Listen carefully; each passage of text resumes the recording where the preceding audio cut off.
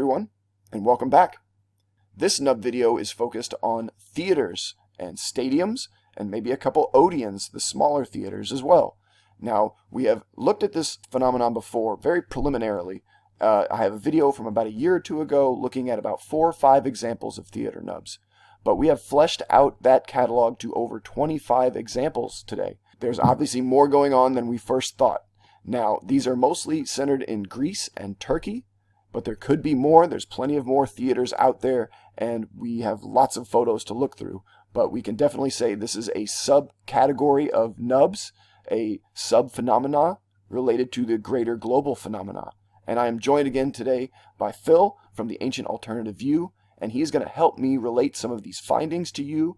Phil, how are you today, and what do you have to tell us about this new potential podcast or Q&A style channel we have coming up? Good evening, Andrew. It's a pleasure to speak to you again, and welcome to the audience, and thanks ever so much indeed for having us. And you're right, it's interesting times with regards to yourself and myself. Andrew and I have decided to do a new channel called Ancient History Views, and what that's going to enable everyone to do is have a platform to come and speak to us on super chats, on anything that they want to with regards to ancient mysteries and the nubs, and with regards to any of the hallmarks, any of the cataloguing, the free stuff that we give out online, with regards to ancient history criticisms, online catalogues that you can go on to and get for free. And we can give you those at any point. Come into myself, Ancient Views, and Andrew's Ancient History Criticisms accounts on Twitter. That's right. And you can have these catalogues for free. And we welcome you all come and have a chat with us, and we look forward to having you there. But we're going to need a certain amount of subscribers for this to go forward. So at the end of this video, please click on the link to the new Ancient History Views channel, and we look forward to seeing you guys there, where we can hash out all the ancient mysteries and all the hallmarks together. That's right. Thank you very much indeed. That's right. We do need a community status, so we need over, I think, 1,000 subscribers. But once we reach that threshold, we will be able to take super chats, and you guys will be able to ask us questions. We'll do a format of about maybe half the video talking about certain topics, talking to other researchers, and then half the video we will take questions from the audience. And if you guys have good questions, we will spend the time investigating them, and if we have the answers and the photos, we can go through them together.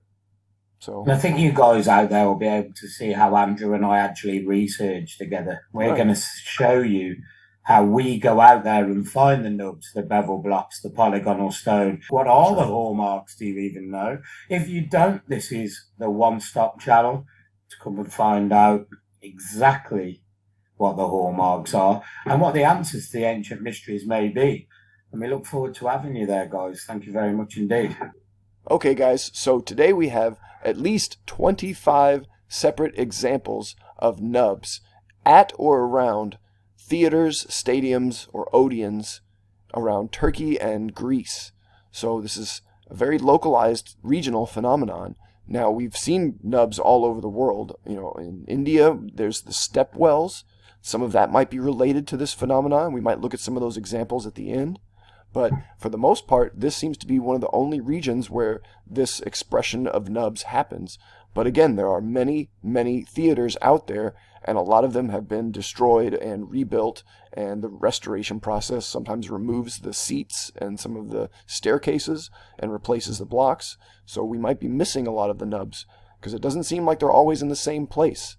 So we'll look through some examples here, going alphabetically, I guess is the best way, and we will just look at the different expressions and the different patterns and clusters they make, and just the different places that they're put. I mean, why do they put them in some of these places? They're obviously not a good lifting spot. That's right out. And then you see they're not a uniform system of levering or moving the blocks either. That's right out. So it's a very quirky and random almost expression sometimes, that they're just spattered around the seats and the walls of these theaters and temples nearby. So we'll jump right in with A at Aizanoi, I believe is how it's pronounced, in Turkey. And Phil will go through some of these photos here, and you can tell me your thoughts as we go along. Now, it's a pretty ruinous theater, right? And you have small areas and larger areas. So this is probably the smaller Odeon, and you have the larger theater behind. And you can see there's some evidence of some blocks that are lipped in the background. That's an interesting phenomenon. You'll see more of that as we go along at most of these sites, actually. So we're going to go through a few photos of the perimeter, and then we'll dive into the details. So you'll see, again, the seats are really ruined. And it's going to be hard to tell if there are any nubs on any of these seats in this condition. And we've looked from all the photos we can find in Google Earth and Google Maps. There doesn't seem to be any on the seats. But where they do appear, it seems to be on these flanking walls down at the bottom, down at the base. This is where things start to become interesting, isn't it, Andrew? Because you can actually see the lip stone and the lip above where the nubs actually are. And in some instances, in other areas, you could consider that top lip, as we discuss it, as like a bevel, but it's kind of not bevel edged all the way around, is it? This is what we call lip stone. And if you look at the bottom of it, where the nubs are situated, it would make that non-conducive to where you would try and lift a block, because the nub wouldn't protrude out as far as the lip stone above it. That's right. So, yeah, and I like the charred effect as well that you get with some of this stone. We get this on different sites, don't we, worldwide? Yeah. And do you notice also, Andrew, the standardised semicircular shape that we see here? That's right. Relative to India and Peru. That's right. That's right. And Egypt as well. Egypt too, yeah. Yeah, and this is just a quirky little spot here. Why did they decide to put them only on these flanking walls? Now, this does seem weird in this context, but then if you look at some of these other examples today, we will see that it's actually part of some of their standardized placements. Delphi, for example, we'll look at, also has them on these flanking walls. So it's not necessarily a one-off phenomenon. They do seem to repeat, but not always in the same expressions. There definitely seems to be variation within these nubs, within the clusters, their shapes, their placements.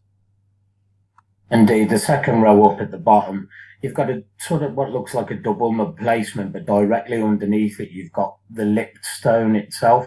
So again, how would you lift from that when you've got a lipped stone underneath it and you've got the nubs directly above it? That's right. Kind of wouldn't be conducive to that at all, would it, Andrew? No, the lip stone would kick off the rope off of the nub. Same with these theater seats we're going to look at. The theater seats have an overhang, and the nubs are underneath the overhang.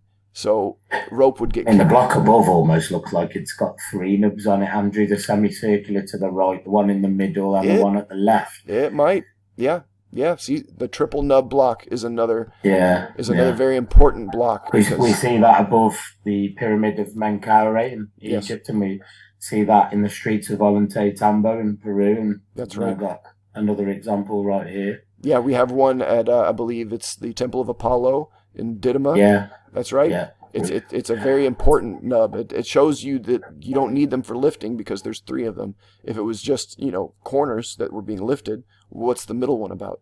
And some of these blocks... You could also say the nubs that are above, the blocks that are above these nub blocks don't have nubs on. So that's true. Why haven't they if they were for lifting? So very true. Again, we've debunked the lifting theory in one image. So yes. There we go. I'm sure we could do that again a lot through this episode. Yes, we have a few more angles here we'll show. Now, these photos are kind of hit and miss on quality because we're going off of tourist photos off of Google Earth and Google Maps, but these screenshots seem to be the best quality and of the best angles that we can find. It takes a lot less time than going through Google image searching and trying to just stumble upon them. It's better to actually go to the sites on Google Maps or Google Earth and look at the photos that they have for these sites. Yeah, it's clearly the best way around it to do it. And regardless of quality, you can clearly see here the configuration of nubs, the semicircular, the square, maybe the depth changes that are slightly different, but nonetheless, you are getting that lipped block effect above where the nubs are, aren't you, Andrew? That's right. Yeah. And one other angle here, pretty good. Like Phil was saying, you can see that some of them are more rectangular, some of them are more oval, and then some of them have that half-rounded shape, that uniform standardized shape we see in lots of different places. And some of them some are very small and just nondescript shapes. So, and obviously look in the background of how ruinous this site is. So that might be also a theme going forward. I think Xanthos in Turkey as well has some seats that look pretty devastated like this. Indeed. And I believe some of these, the quality gets a little bit, iffy, but I think this was the only one I think I could find where maybe we'll say right here, there's a nub. You can clearly see that one. Yeah, that's probably the only nub I saw on any of the seats here. Could be more, but we're dealing with the photos that we have. So it's definitely a phenomenon that it extends beyond just the theaters themselves. One of the features at this site, this bridge, now you're looking on the front, you don't see them, but look underneath in the arched sections, you will see nubs. So it's not just a phenomenon that's local to a specific feature or a specific temple. It seems like all the constructions made by this builder group in these regions, they were using this same nub expression, nub method, nub technology. One thing that you have to take into consideration here is there's a lot of mortar used in between the nub blocks, isn't there, Andrew? True. And you don't get that, do you, worldwide, really? We tend to look at this as more of a megalithic sort of kind of build, but the nub expression obviously extends a lot further than anyone would have thought, really, into this kind of bridge system as well. And yeah, the configuration is sporadic, if you notice. Agreed. It's not on every block. Agreed. And you'll notice that it's not really a lifting method. They go up into the arch. They're just... Yeah, agreed. It's almost like a surface treatment. It's more of a surface, more of a surface embellishment or a surface treatment that we're meant to look at them like this. Like they're meant to be there like this. Absolutely. And next we're going to go to Alabanda Theater. And some of these we don't have that many photos for. And obviously we're going through a lot today, guys, so we're probably not going to click on every single photo, but you're more than welcome to look in the folder for yourself and add more if you find more. But we're going to try to show you just the best of the best today.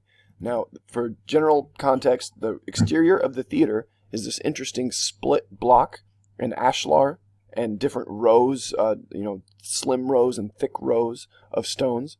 That's an interesting design, I guess you want to call this. We have a few other structures like this that use this design, this swelling surface of the blocks and the split ashlars. We can maybe show that in some other videos, but today we're going to focus on the interior of the theater because that's where they seem to be. Shapes, standardized, square, rectangular, and it seems that they're on the steps now. Why would you leave a nub on a step that potentially you could trip up over? True. Yeah, underneath a seat maybe, but on a staircase, it would seem futile to leave a nub that could potentially trip someone over. Excellent example. Thank you to Ziggy Dan for this one. I actually found it one day and he'd already found it, so cheers, Ziggy. That's right, yes.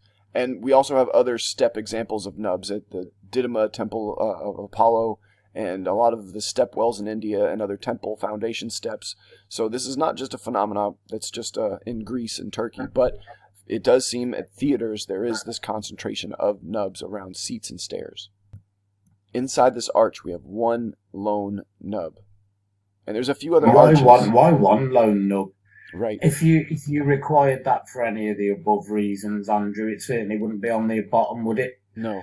It would be above, and it's almost like an expression, isn't it? We were here kind of thing. Right, yes. We have other close-ups of it here. You can see it's almost like been pressed together. It's almost like a vertical rectangle, right? It's been like... Looks like an imprint. It looks like an imprint within to the block that kind of left it almost a bit different than a surface treatment. Right. A bit rougher than we'd usually see on a nub block. Right.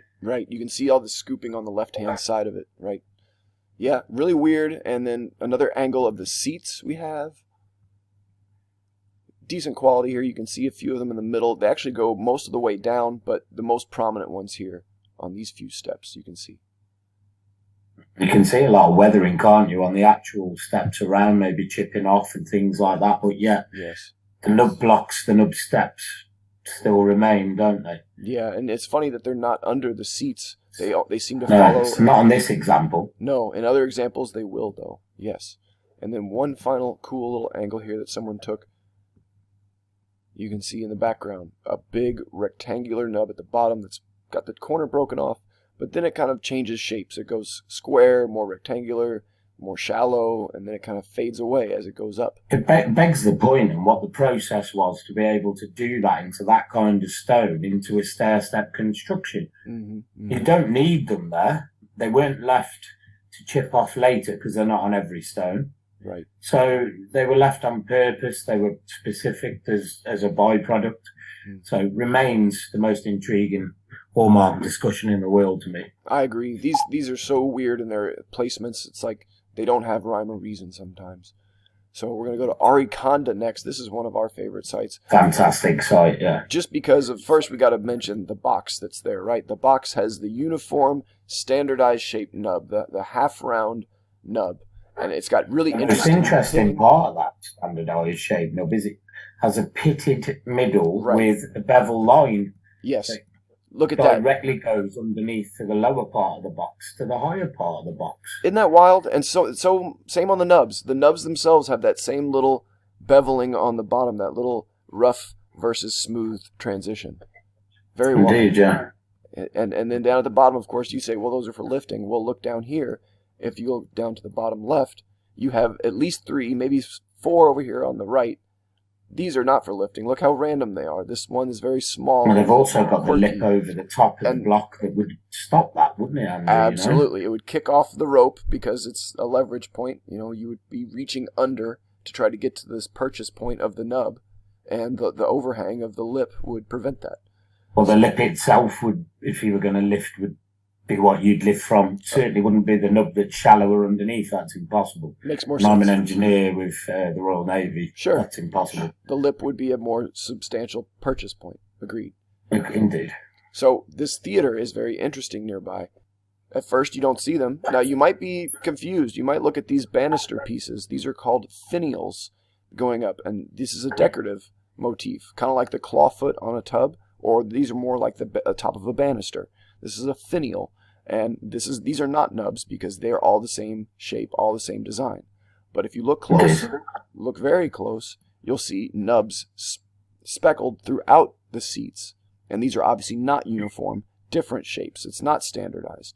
So you'll have and you can definitely see that they're underneath a lipped seat. Again, right, yes. So it's a point where the lip actually comes over further than where the nub does.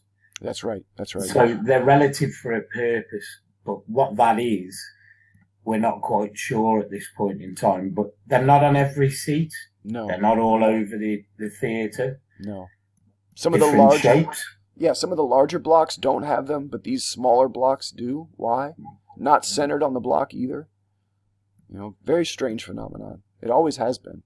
Here's one over here that might even have 2 nubs on it. You get really close. Maybe 3 even. Maybe another triple nub expression. It gets hard to tell sometimes, right? But we're confident that this is a nub site. We have, I believe, a couple more angles, but those are pretty much the best ones. If you want to see some more proof that it is a nub site, we have other features, like outside where we just were with the box. This foundation, look down at the right, more nubs. And certainly the foundation blocks prove that the blocks above are bigger. If you wanted to put them above, wouldn't you have a lifting boss above, not below? Right. You're not hanging anything at the bottom for people to see. Not at the very bottom. Unless they're borrowed. No, this is the very bottom level, guys. This is surface level. So yeah, standardized circular like we see in Egypt. Right here again, yes. And India. They're kind of off-center sometimes. They don't always line up perfectly even. Again, some of that quirky non-uniformity of them. And then if you want to see a few more examples, I believe I had one more on the side of the temple proper. Yeah, over here on the left-hand side. Now, first of all, it's lipped block on the right, but then it turns into more of a beveled block on the left. And if you zoom in, you'll see right above where me and Phil are on a box, more nubs right here. And again, like Phil was saying, that scorching or that color change. But you notice how very ornate the bevel blocks are above, very shallow, with the pitted middle, almost like the surface treatment changed from bevel block to nub. That's right. And then across to the right, you've got the bevel blocks that are shallow and then into a lipped stone. And also you see, Phil, there's a filler stone peeking through in the doorway. So a lot of different things going on here. The polygonal nature stuff in the background, the formal ashlars in the foreground, bevel blocks, the lipped blocks, and then nubbed blocks as well. So indeed, yeah, you can notice at the back the more cyclopean style stonework, can't you, that we're going to look at shortly, more around to the back end of that. Right. That relates to more like Katieron in Turkey. That's right. That's right. I have, I think, one more photo here from the outside where you can see, yeah, these sharp angled polygonal with these filler stones that are sometimes triangular, maybe trapezoidal. Yeah, very interesting. So that, absolutely. So that ties it in again to the global phenomenon that we see from Easter Island to Peru. Ethiopia, That's India. Right. That's right. Filler stones are everywhere. That's right. So next we'll move on to Athens, and we have a lot to talk about at Athens, but we'll try to keep it to the theaters themselves, although the theaters proper, the seats and stairs, are not where we're finding the nubs. As a matter of fact, we're finding them on these walls around the theater steps. So first, let's talk about the retaining wall. So we'll give you a good context here. This is one of the lower theaters, and you'll see that these are the seats over here to the right, the Acropolis above, but what we're looking at right now is down here on the foundation. You're seeing a very refined bevel block straight away with the nubs, aren't you? That's right. And they're not a very standardized shape as well to the right hand side, the semicircular, which goes into a rectangular shape. Right. So if you could perform something so ornate in the bevel block, why would you need to have a standardized semicircular nub, a rectangular nub, if you could do such ornate work within your beveling? Agreed. Yeah, all the beveling is uniform and perfect, and it the same depth along the rows, but then each nub along the row is a different shape and a different size and orientation. And why aren't the nubs on the blocks higher up? That's true. Why does it stop as it goes up? It's only this foundational phenomenon.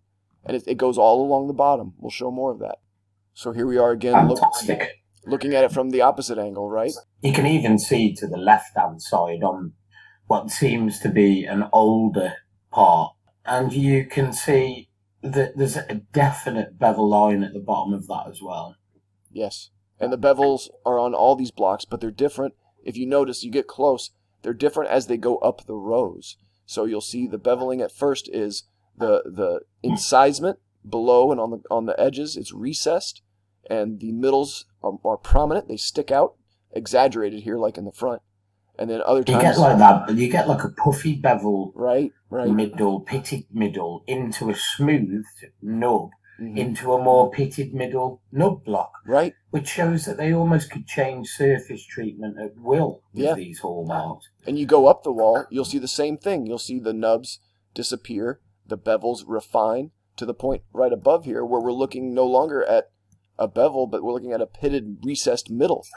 This is a completely different expression here. Completely. So it's weird that it morphs from the bottom to the top like this. And almost block to block, like a surface treatment change as they go, isn't it? Right. As they go up the wall, it seems like they're changing the surface treatment. It's getting more refined. They're leaving all these rougher features down at the bottom, and they're leaving the nubs exposed. And obviously, look again, this small, tiny one, you're not going to lift by that. It's obviously way too small. And it's been carved to be that small. You see the pitting around it. It was that size initially. This one here. And the block above it, Andrew, has got nothing, and it's the size of all three of them. Completely smooth, and I see no other marks that would indicate where nubs used to be. And we had about 3 or 4 more photos to show you. Now, we could go all over the Acropolis. There's tons of nubs all over the Acropolis proper and the temples up there and the retaining walls. But because of our limited time today, we're going to try to stick to the stadiums and stadium areas. So first, another interesting spot that I found. Again, it's on this back wall.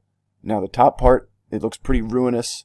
And if there were nubs, they've been broken off or it's been too damaged to tell. But if you look down here at the bottom, there's one lone nub on this ashlar construction. This is an original bit of the stadium entryway. And you can see some of it has been, crudely reconstructed, but here you see the blocks in a nice precision-fitted format. Again, I think it's important, Andrew, to mention the shape at this point on that singular nub. Seems, although the photo's ever so slightly grainy, you can pretty much tell it's standardised semicircular, can't you? Right. And again, it's right at the base. Yes, like right all the at the very base. Mm-hmm.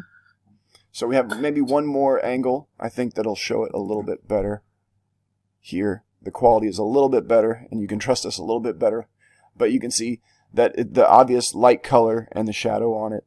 And let's talk about the block that it's on. It's really skinny. Right? Why would that? It is quite interesting because on the other photo it almost looks like one block, doesn't it? But right. On this clearer image you can definitely see it's on a very skinny, tall block at the bottom. Yeah. Almost reminds you of like a column base that we see in India with them on, or something along those lines. Yeah. Ever so slightly small, you wouldn't lift that into place with that nub. And no. Accordingly to the right hand side with the bigger block, you would definitely have them on if you were moving it, wouldn't you? But no, not right. Again, we shouldn't harp on about the lifting, should we? To be quite honest, I think we've debunked that enough this episode already. I agree, but that this is the perfect example we use, and like you mentioned, also in Peru at Ollantaytambo, the very slender stones with the nubs on them, those were not used for the lifting. Obviously, those are the obviously esoteric nubs like we're looking at here. So for brevity, we're gonna keep moving and we won't harp on about that. But just an interesting spot, a surviving bit down here of the original construction. And then here, Phil, down in the stadium area again, we see another interesting shaped nub, the triangular nub. Which is very fascinating because we find that in Lebanon at Baalbek, don't we, on the base, around the back. Mm-hmm. And just for context, this is sort of right where we were just looking at the front. And you can see a bevel edge pitted middle as well in front of you there, Andrew, Oh, yeah, right here in the middle, right? Yes, that was just like we were looking at over here on the retaining wall, the same bevel edge and pitted middle. Yeah. It's fascinating with the mineralogy colours because they're very much the same as the prior photo that we looked at. You've got that almost grey, haven't you? Mm-hmm. And then below on the other one was the surface treatment with the nubs and the pitted middles. Mm-hmm. It's very, very similar. Maybe that was some kind of, I don't know, pattern that they used with their mineralogy with the grey and the white. Potentially, right? Yeah. And it's interesting that on this side, we have the nub up high, whereas on the other side, we have the nubs down low. So, down low, yeah. Not sure if it's the original configuration, but this is... different styles of nubs on the other one. That was semicircular, with a very deep sort of bottom, and this one's very much triangular, isn't it? I didn't see any triangles on the other side, right? So this might be a different expression and higher up. Absolutely. Yeah. Okay, here, and then there's just another good close-up of this one. You can see the texturing around it and the marks, the molding of it. And it kind of matches. It also shows there, Andrew, it hasn't been chiseled into place. It would be ridiculous to take that much material back to leave the nub like that, wouldn't it? And you can see it clearly isn't. It's almost like a surface treatment that's brushed over the kind of nub area and around it, isn't it? Yeah, and we'll see that at Xanthos at the end of this video. Xanthos has that on a few of the column, or I guess you call them obelisk bases. So we just wanted to mention this one because it is a step phenomenon. Higher up on the Acropolis, we do have nubs here on these steps. You notice the shape of those as well. Again, it's back to that standardized semicircular. That's right. This photo being so clear, you have got to remember to look at every bit of the photo because the Athens Acropolis is covered in nubs. And there's so many on this photo, it's unbelievable. In the left-hand corner, you have a couple up here, and then go down a little further, and just above our box there, you'll see a string of them going down this plinth here, this element here, and maybe one or two more down here, right? They do go up the side, yeah, and if you notice on the shape of those, they seem more square, don't they? They all do, right. Interesting variations. So why the difference in shape would be a great question for everyone. Why would we get triangular, square, semicircular shaped nubs on some blocks, not other blocks? It's just beyond belief. And why would they be on stairs? Wouldn't it be a trip hazard if they protruded anymore, like we suggested before, Andrew? Yeah, and some of them are tiny, and again, off-center. Just, even if they were decorative, they're not centered. So it's very interesting that they've each got their own expression that is unique to the block. Absolutely. I mean, as shallow as they are there, it reminds me of the hieroglyphs at ancient Egypt, where you actually see that shape all over the ancient hieroglyphs, don't you? This one might as well be the one in the portcullis chamber. So yeah. Well, very interesting. Okay, we'll move on to Butrint, Albania next. And you guys are free to look at the rest of those in your own time. This is the one outlier, right? This is outside of the Greece and Turkey territory. And we don't have too much to talk about. There aren't that many photos. But again, it's got a lot of extra rubble-built stuff on top of it, additions. So some of these sites, they might have been small Odeons, and then they've been built up bigger into stadiums and other things. So this one, they're not on the steps. This is more of a really, subtle example, because you have to look on the sides, again, these flanking walls, but you'll see that there is a texture change. There's lipped blocks, and then on some of them, they turn into nubs here, like these two here. I'm going to classify these two as nubs. What would you say, Phil? Almost with that puffy nature, it reminds me of the Kurgan and Kirsch, Royal Kurgan and Kirsch, how they can change textures so freely from bevel edge blocks into flat, into nubs, dependent on the surface treatment they want to use. That's right. Like here in the corner, too, is just an abrupt change. And this lipped block phenomenon, we've seen already at these other theaters. You already start to recognize it here. It's like an abnormal texturing. It doesn't really fit a uniform finish like the rest of the surfaces are. Look at the rest of them; they're all nice and finished. Why didn't they finish them here? What could have gone? Indeed, yeah. Did they have a plan to put plaques in here or other adornments? I don't know, but they definitely look like they scooped it and they did the surface processing the same way as our other theaters in Turkey and Greece. Absolutely. And then just maybe to nail home the point. Well, first of all, we'll show you the big view of it. Now these are interesting blocks. I do want to note these blocks. They do have like a mineralogy pattern to them. Now look really close. You'll see like a white mineralogy in the middle of all or most of all these blocks. And if you follow it around, it actually goes through all the middle of these seats. This like white, was it quartz or something in the middle? It's like a quartz content, yeah, it seems. Yeah, I don't think that's algae or anything. That's something else. And these seats do, and some of the stairs, I guess these are stairs too. No, this is a seat. Have these weird pinch holes or corner holes in them. A few other theaters have this. You see here's another one up here. You can see the light going through it. So there's other hallmarks going on within these theaters. But as far as, the topic we're talking about today, it's more of the perimeter and, the exterior of the theater. But then we also have things like polygonal architecture, right? This Cyclopean style, like we were talking about earlier. Again, almost reminds you a bit like Catieron, doesn't it? How that's been put together. Triangles, like for filler stones. Cyclopean style. Exactly the same. And then another really interesting wall I like has some L-shaped blocks or like corner cutouts that could be filler stones here, and then other ones here at the joinery. Maybe that's a drain spout or something for draining. I don't know, but an interesting section of megalithic wall that does fit in with this style that we've seen in all these other sites. And then just one final photo, we'll look at the doorway here, and you can see there's definitely some angles, extra angles going on, some polygonal walls. L-shaped blocks as well. L-shaped blocks, right. So, yes, this is all connected architecture here at this site. Not just the stadium, but these other auxiliary structures. And then we'll move on to Delphi. Now, Delphi we're probably going to spend some time on. Delphi we have a lot to talk about, because this one is probably the best panoramic we have. So they're going to be on the flanking walls, right, Phil? They're going to be on the seats.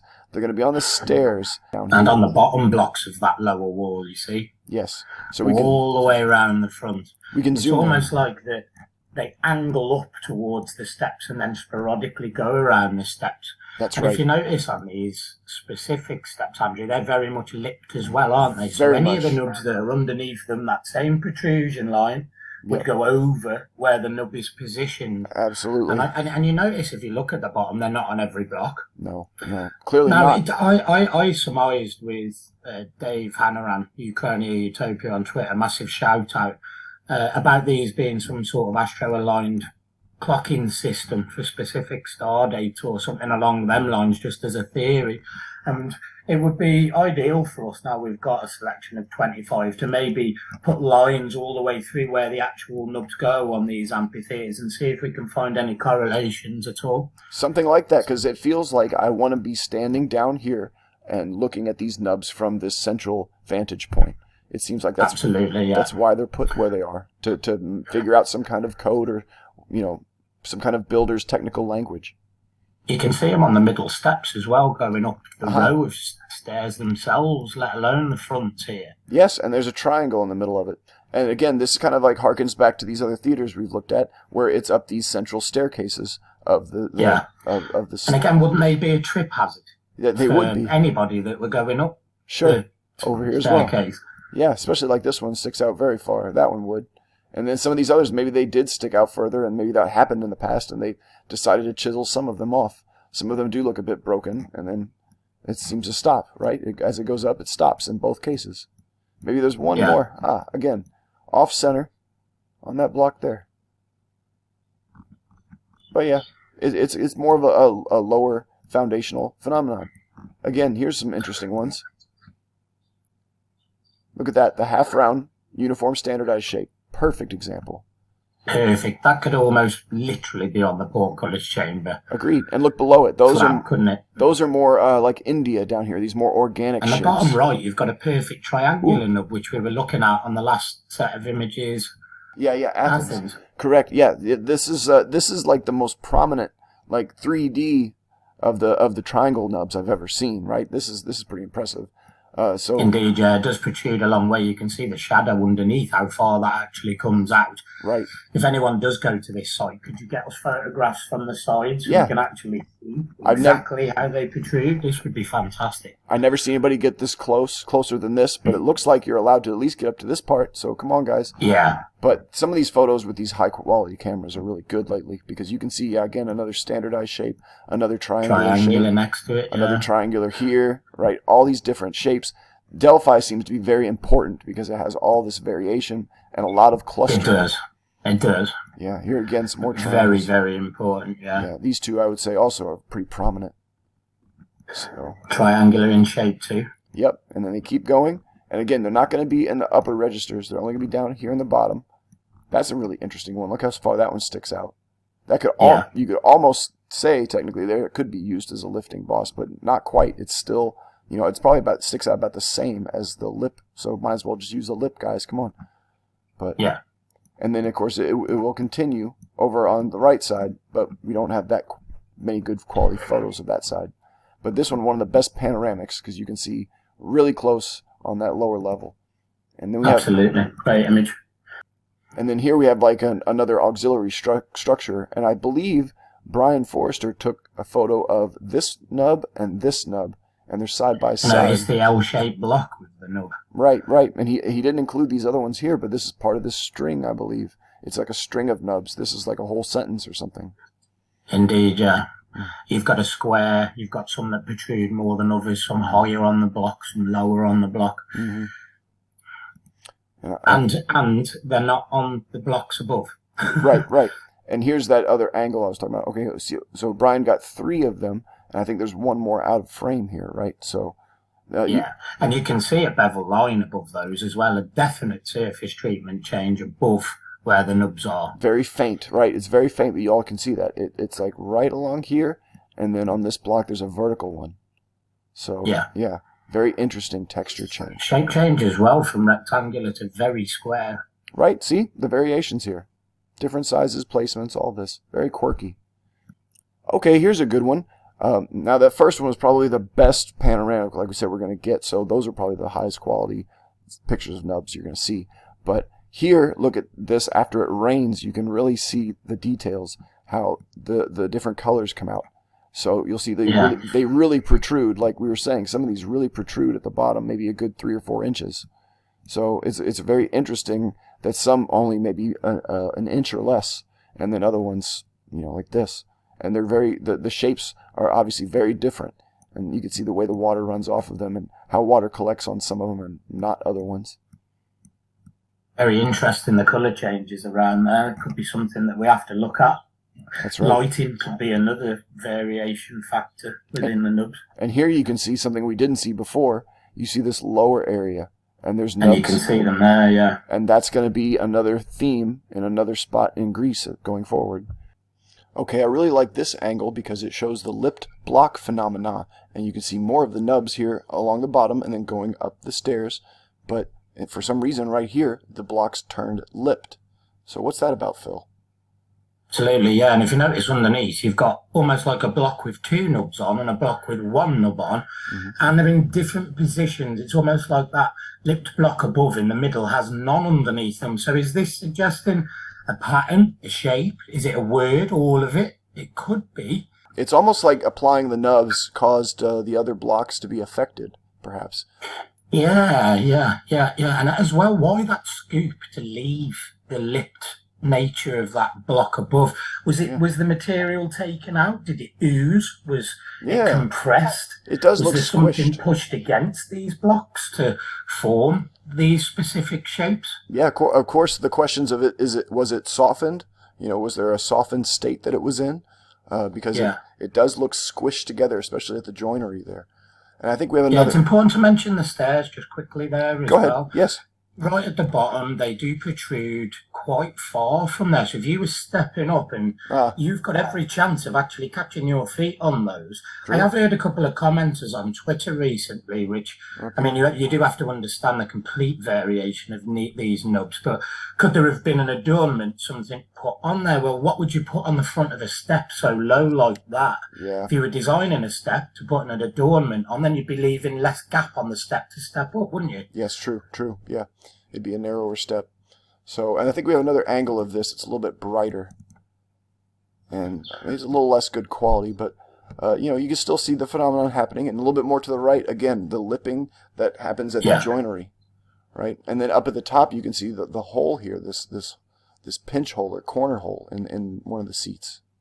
I've noticed that hole before, Andrew. That's very fascinating how they would have got that there like that. And what was that for? They're speckled throughout some of these other theaters. I think we'll see a few other examples as well. But we do have one really good one here close up of the stairs. So yeah, you can see they do protrude out, especially this one in the middle.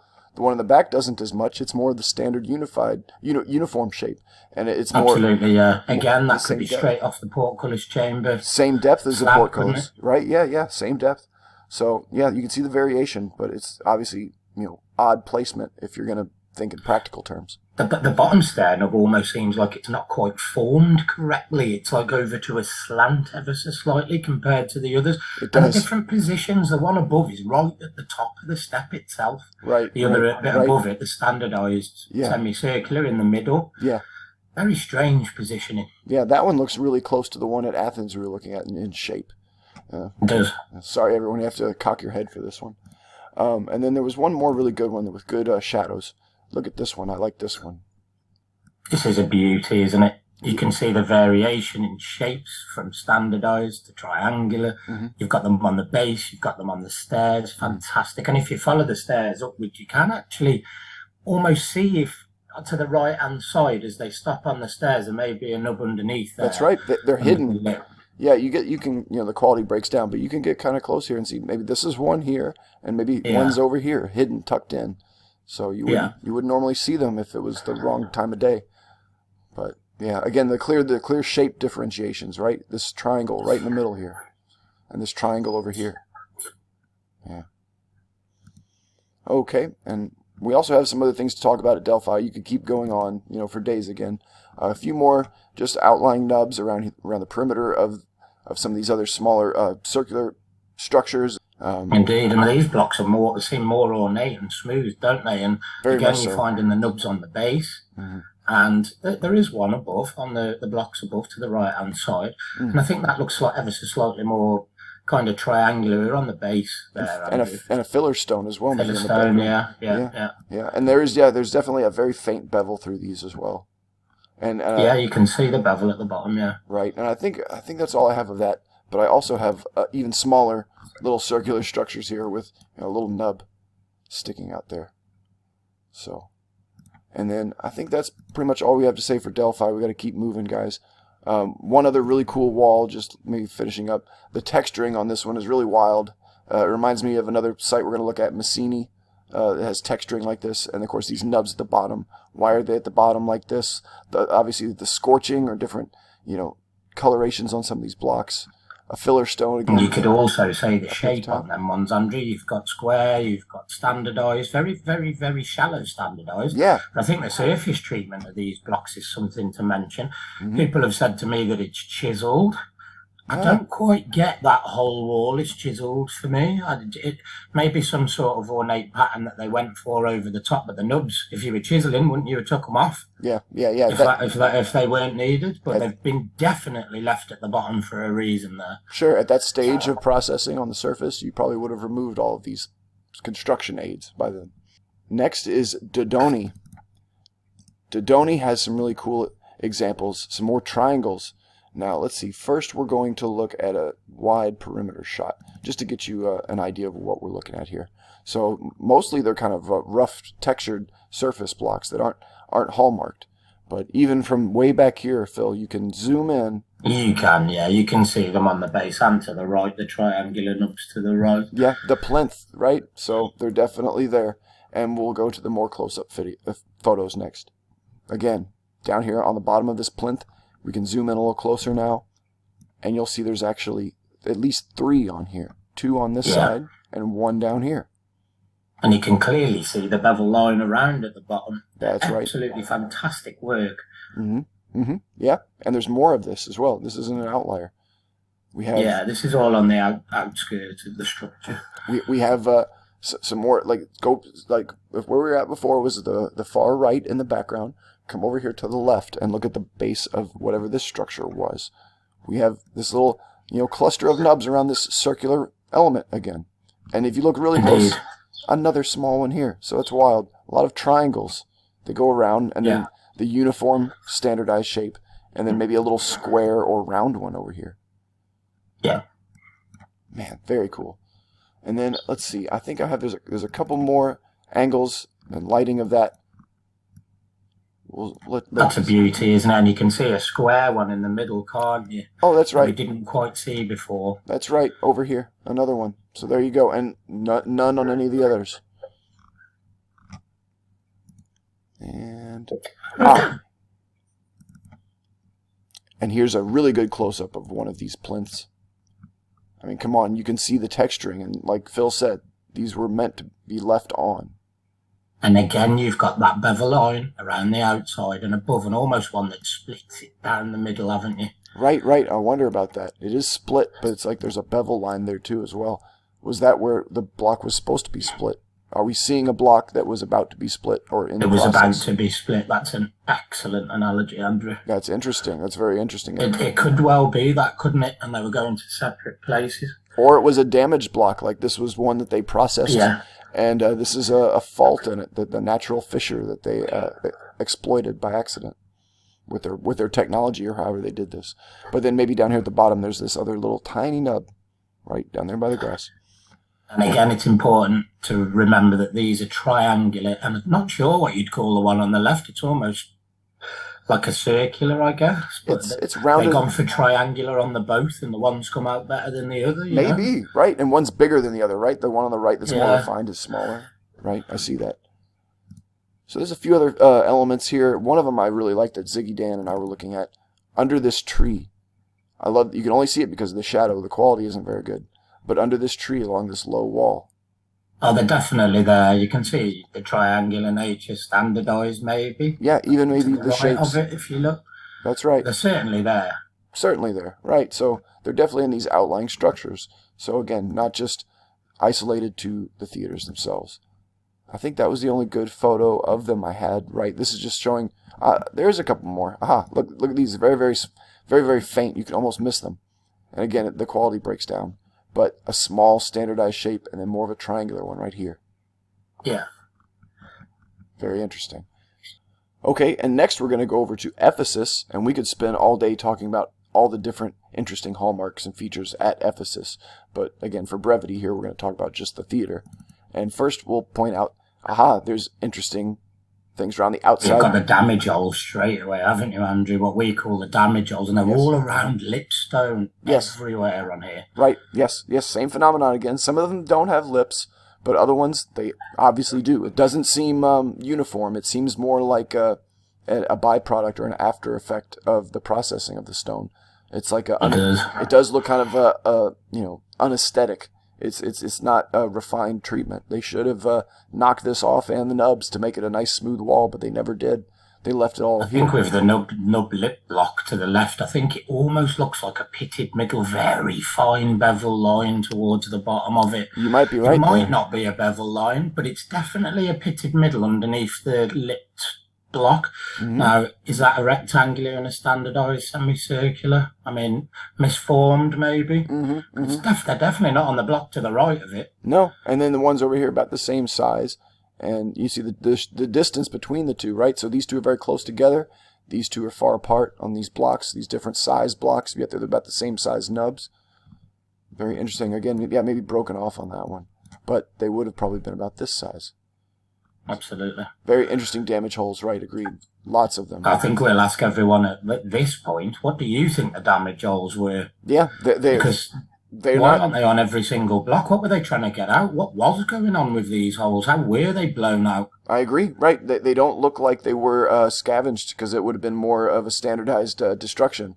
They would have just gone for every single joinery, right? This is more like a phenomena akin to the nubs and the pinch holes and some of these other things, just quirky. Absolutely. Maybe that's it's for another day, isn't it? We could do a blown out holes episode. Sure. Maybe it's not damage. Maybe we're using the wrong nomenclature, but. Yeah, we'll move on. We'll keep going. There's lots of other cool aspects here. Again, like a plinth, you see down here at the bottom, they need to cut the grass, but you can see there is a nub. Clearly see there's a nub. Yeah. Yeah, how cool is that? Just one, and we'll see others like this at other sites. And then, how about this one? Yeah, again, so you see first of the damage holes, of course, and then the lipped blocks, and then speckled in between, very faintly, you'll see one or two little nubs that have survived, and I don't know. It's kind of they're in proximity to the damage holes, so maybe again, is there a surface treatment going on that's going haywire here when they're making the nubs and accidentally does this? You can obviously see all this discoloration, this scarring or scorching. So, and we have a couple more angles of that. Here's one good lighting, so you can see. You can clearly see the nubs from here on those. From here, right? Yeah. Those same ones. And then one final photo here, the right-hand side. You see probably the clearest example you can see the nubs on around the lipstone, isn't it, Andrew? Yeah, that's about as close as I can get. But you guys can clearly see there's a few nubs here. One of them looks like it has a hole in it, which is something you see at the Coricancha in Peru. Some of these nubs have holes in them or blown out, like they've exploded or popped. The one at Baalbek, the triangular one on the base, that's got a circular hole directly through the middle of it. There you go, right? And then, these continue on down, and there's more speckled nubs in throughout this. Do you notice the rebar that's going up to the left-hand side? I mean, there's holes that's got to go through the stone on them. Not sure whether later additions to some of these stones may have affected some of the more ancient work. You never know. It gets hard to tell. Well, the quality breaks down, but it does look like these are like some kind of telescoping poles to support this. It might have had more in the past, and this is the interior part that's falling. The exterior fell away, and this is what's exposed. Yeah. Right. I wonder where those other blocks were. I'd love to see those. They probably had nubs on them. So would I. Did they have nubs on? Right, and you see more of this damage hole phenomenon going around the corner. Pinching, maybe. Interesting stuff. None on the inside of this theater, surprisingly. Okay, and next we're going to go to Gaitana. And Gaitana is a small little theater, but they're excavating it and they're finding more bits of it. It looks like they're also restoring it at the same time. So some of these steps and seats might not be the originals, but we do still have some remnants. We'll show you show you a quick overview here. It's pretty impressive, actually, when you see the overview. It's pretty extensive. It is.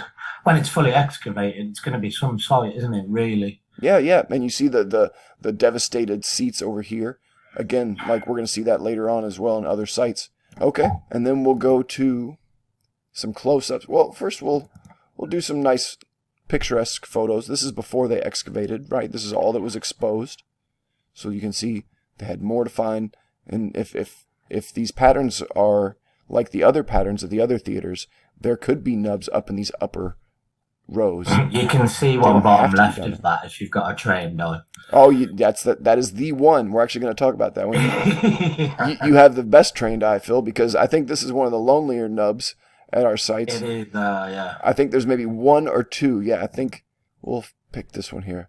So here you go. I think that's the one you spotted right down here at the bottom. Yeah. No, it's the shape as well, Andrew, the triangular shape that we keep coming across. All these sites at the moment around Greece and Turkey seem to show a heavy concentration of this triangular nub, don't they? They do. It's like it's almost a regional branding. Absolutely, yeah. So, and then there's one more, I believe, up a little higher. Can you see this one? You can just about see it, can't you? And then you've got to note as well that kind of almost rectangular nature, square nature to that one. Right. A different shape. And I wish we had more, like you would expect them to be expressed up the stairs along the side here. But quite a lot of those stairs look repurposed though, Andrew. I mean, we see it a lot around Greece and Turkey. This kind of like the newer stone and the older stone. You can kind of distinguish, can't you, which is the new and the old. But they use a lot of this grey, white, blackened and darkened stoned contrast, don't they? They do. So yeah, it's definitely, you have to keep a keen eye on what blocks you're looking at, what's ancient, what's modern. Maybe a bevel edge on the one to the right hand side, 3 up. Is that a bevel edge line, do you think? Probably, yeah. I see it there. It goes pretty straight. And I think there might be a couple other nice photos that we can see that. I think this one might have been the only other nice one. Here's a couple more nubs. Yeah. Look way back here. Now it gets really pixelated, I know, sorry guys, but these 2 blocks, if you can see that. And that's a standardized circular nub. I think that's could be on the portcullis chamber in Egypt, Andrew. I bet there was probably a lot, down here in the bottom, and then maybe they've restored them and taken those away. I wonder where they put them. Sometimes these end up in museums or something, or maybe in a field. I certainly think we can't take this as an original configuration. No. Unfortunately, until the whole excavation's done, and maybe later than that, we're never going to see this site completely original. But there's definitely nubs there as we're excavating it right now. So absolutely. Yeah, these are the exciting ones because there's more of these out there like this being excavated. Okay, and then a final parting shot here at Gaitana. You can see how much more could be under the surface on this hilltop in the background. Perfect case for LiDAR, isn't it, Andrew? I agree, yeah. You can see all the little outlines of structures, and who knows how deep some of those go. So, indeed, yeah. Very cool. Yeah. It's a very cool setting. Next, we're going to go to Halicarnassus.